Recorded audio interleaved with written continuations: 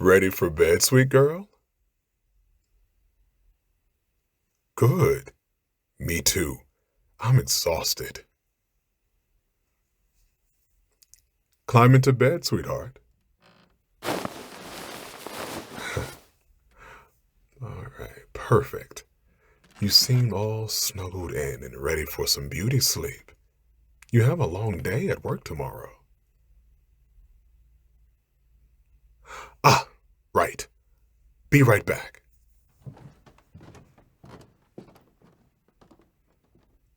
Here's your water, sweetheart. What's wrong? It's not nothing, baby. Is there something you want to ask me? Baby, I'm not going to think it's silly. What's up?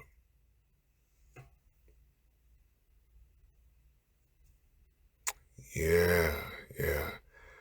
I know you have trouble getting to sleep lately. Is it stress? Ugh, they're working you too hard, babe. I'm so sorry.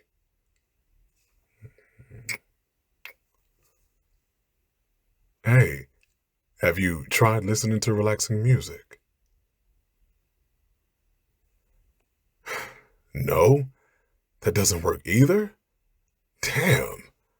Um, meditation?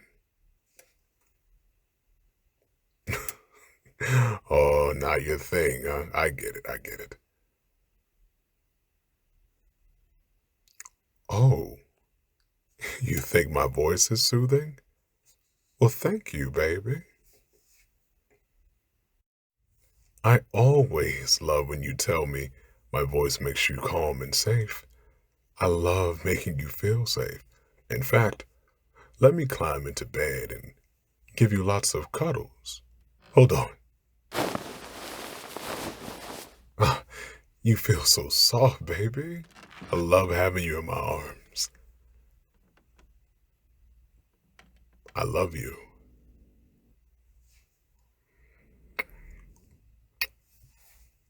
Oh, yeah? Sorry. So, my voice. Oh, you have an idea to get you sleepy for bedtime? Yeah, what can I do? Babe, I won't laugh at you. Anything to get you to sleep, I'll do. Just tell me.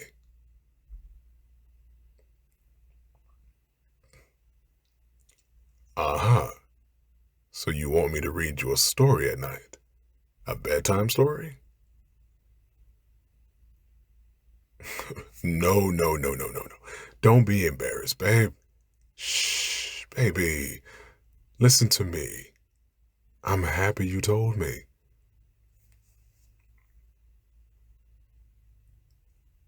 Can I be honest, babe? I mean, I don't know, but it kind of sounds dope. Yeah, really. No, I'm not just saying it. Baby, listen to me. If I say I like it, then I like it. I'm being 100% honest with you. I think this will be fun. Plus, I love reading. So let's try it. Yeah, do you have any. Whoa! You were ready. Where did you get all of these books? Ah, bookstore. Duh. I should have known. Oh, a vintage bookstore. Nice. So you got a random mix of books? Ooh, this should be fun. Okay, so how do you want to pick them?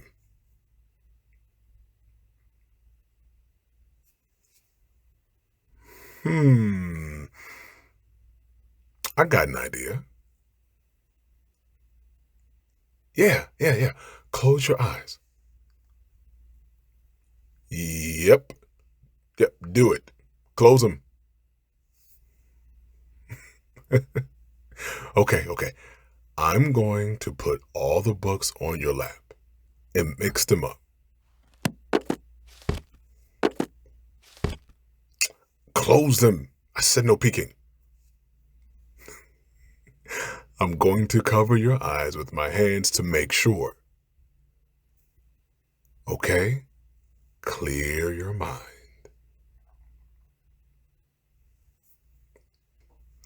Just do it, silly. Clear your mind. Shh. No talking during the story selection ritual.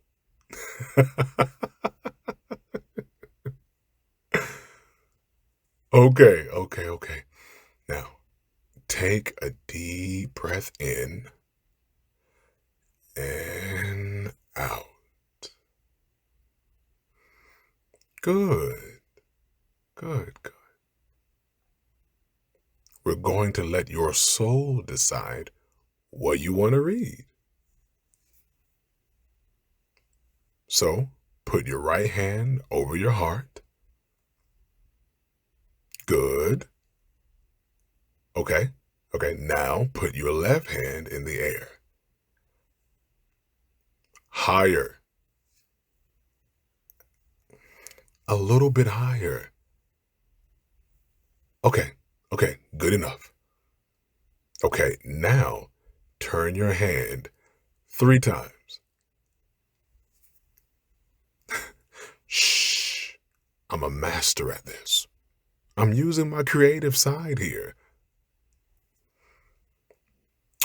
I do so.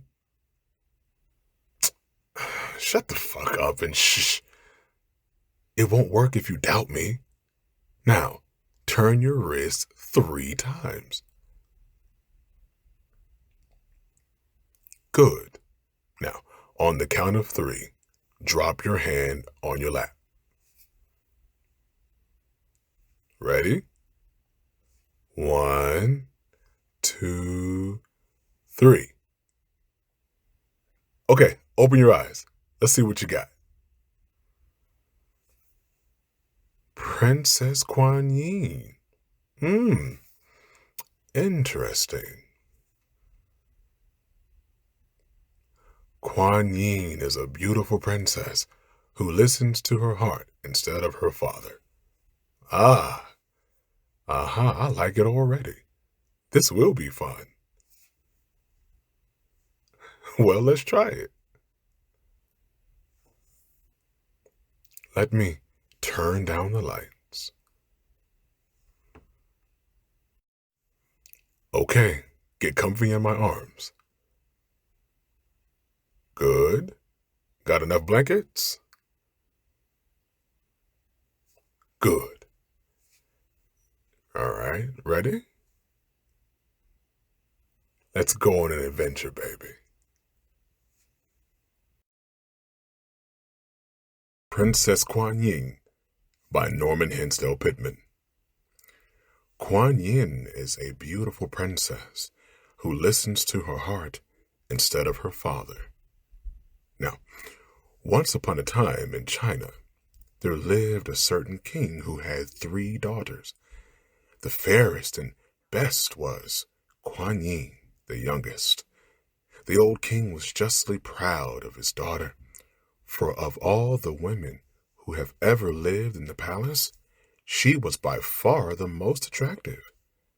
It did not take him long, therefore, to decide that she should be the heir to his throne, and her husband ruler of his kingdom.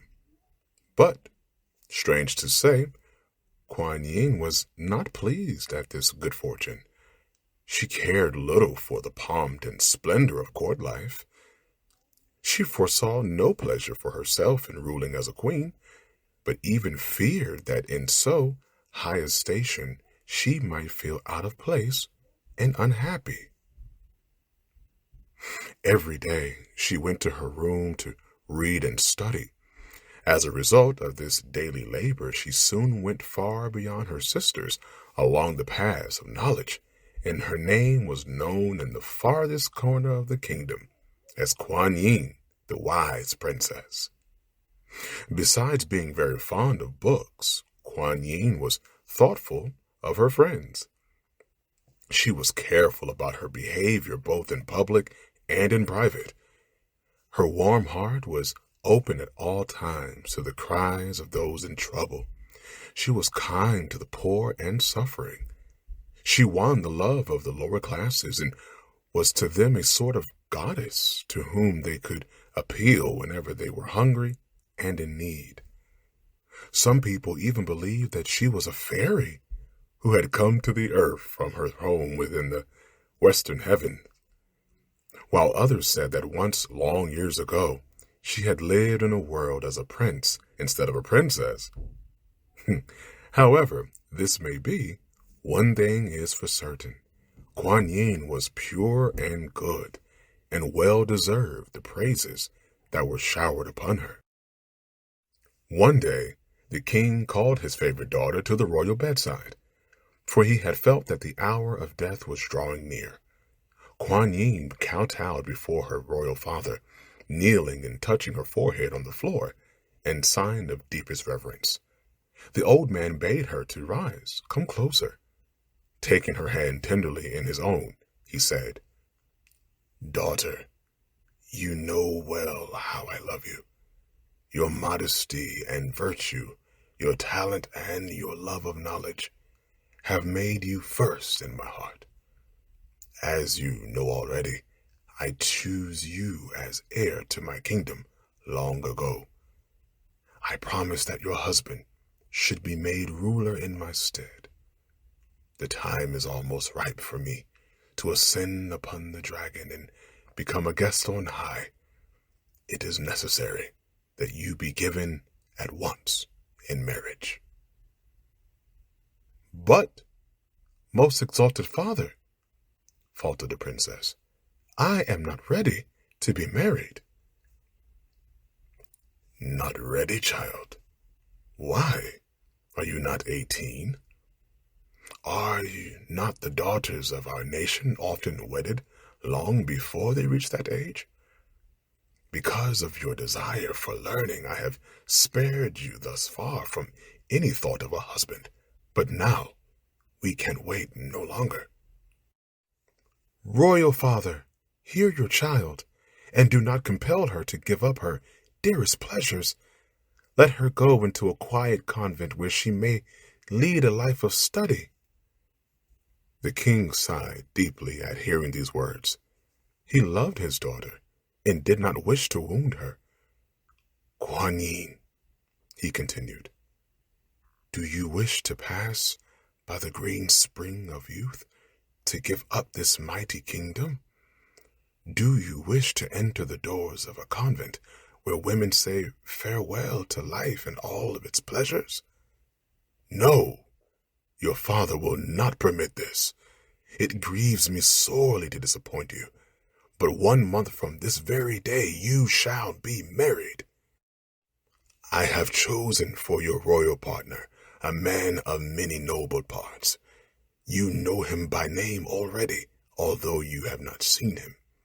Remember that, of the 100 virtues, filial conduct is the chief, and that you owe more to me than all else on earth." Kuan Yin turned pale.